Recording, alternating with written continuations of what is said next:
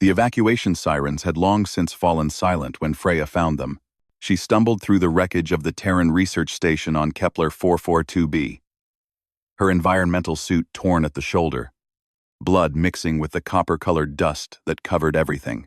The Xyrathi warfleet had descended upon the colony without warning, their plasma cannons turning the sky into sheets of green fire.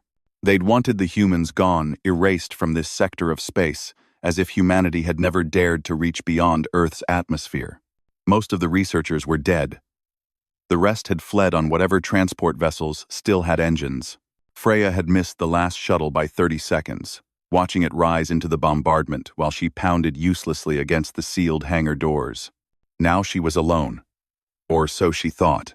The biolab's containment wing had taken a direct hit, its reinforced walls split open like cracked eggshells.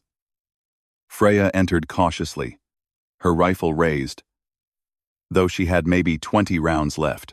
The universal translators built into the station had gone offline, but she didn't need them to understand the small, terrified sounds coming from the corner. 3 lion cubs huddled together in the ruins of an observation chamber.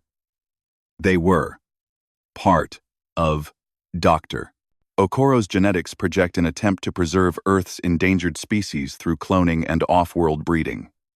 The cubs were perhaps 3 months old, their spots still visible, eyes wide with fear. 2 were dead, crushed beneath fallen debris. But 1 remained, pressed against the corner, growling weakly at Freya's approach. "Hey there," Freya whispered, lowering her weapon.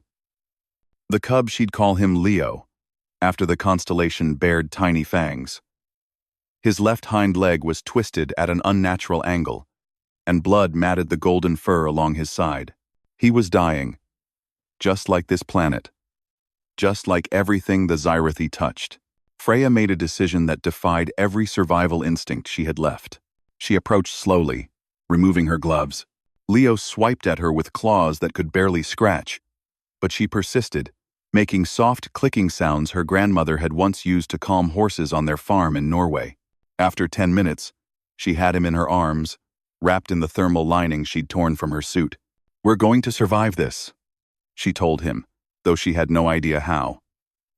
The next 72 hours were a blur of hiding and healing.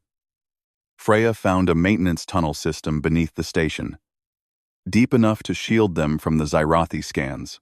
She scavenged medical supplies, using veterinary protocols stored in her suit's emergency database to splint Leo's leg and seal his wounds with synthetic tissue adhesive. The cub fought her at first, but hunger eventually overruled fear. Freya found emergency ration packs and, through trial and error, discovered that Leo would eat the protein paste if she warmed it first. She fed him from her palm, watching his rough tongue lap at the paste, his purrs barely audible over the distant rumble of bombardment. On the 4th day, the Xyrathi landed ground troops. Freya heard them before she saw them, the clicking mandibles, the scrape of chitinous armor against metal. They were searching for survivors, methodically clearing each section of the station. The translator in her suit crackled to life, picking up their communications. "Purge protocols active. Eliminate all Terran biological signatures. They would find her eventually." The tunnels had only one exit, and Leo's injury meant they couldn't move quickly. Freya had a choice: hide and wait for death, or fight with everything she had left. She chose to fight. Using materials from the maintenance stores, Freya improvised. She wired together plasma cutters and coolant tanks, creating crude explosive charges. She reprogrammed service drones to act as mobile distractions. It wasn't much, but humans had always been better at adapting than other species realized.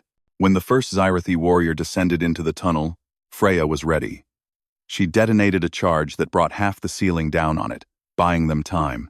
The second warrior she caught with a trap, a pressurized door that sealed and then vented into space, sucking the creature out through a breach she'd deliberately created. But more kept coming. By the 6th day, Freya was running on stimulants and sheer stubbornness. Leo had grown stronger, his leg healing faster than she'd expected. Perhaps the reduced gravity was helping. He'd also grown attached to her, following her through the tunnels, his golden eyes watching her every move. The Xyrathi were getting closer.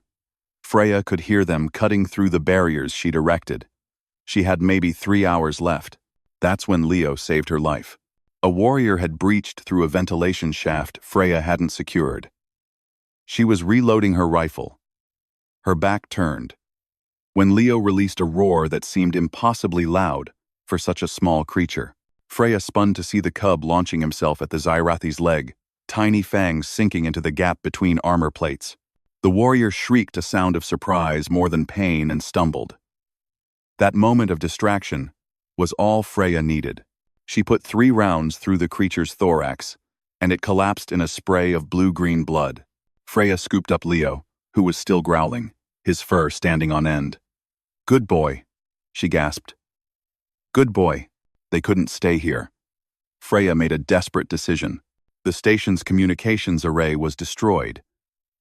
But there was an emergency beacon near the surface, a quantum entanglement transmitter that could send a distress signal across light years instantaneously. If she could reach it, help might come. The journey to the surface was a nightmare. Freya fought through 3 more Xyrathi warriors, using her last explosives, her last rounds, and eventually just her combat knife and determination. Leo stayed close, and twice more he provided crucial distractions, a swipe of claws, a warning growl that gave Freya the split-second advantage she needed. When they finally emerged into the ash-gray daylight, Freya was covered in blood, her own, and the Xyrathi's. Leo limped beside her, exhausted, but alive. The beacon tower stood 300 meters away, miraculously intact. Xyrathi fighters screamed overhead, but Freya ran. She ran with Leo in her arms, ignoring the pain in her ribs, the burning in her lungs. She reached the beacon and activated it with shaking hands, punching in the emergency code that would broadcast across every human-controlled frequency in the sector. "This is Dr. Freya Anderson, Kepler 442b Research Station," she gasped into the transmitter. "Xyrathi attack in progress. Survivors present. Requesting immediate extraction." Then she collapsed beside Leo, pulling him close as plasma bolts began to rain down around them.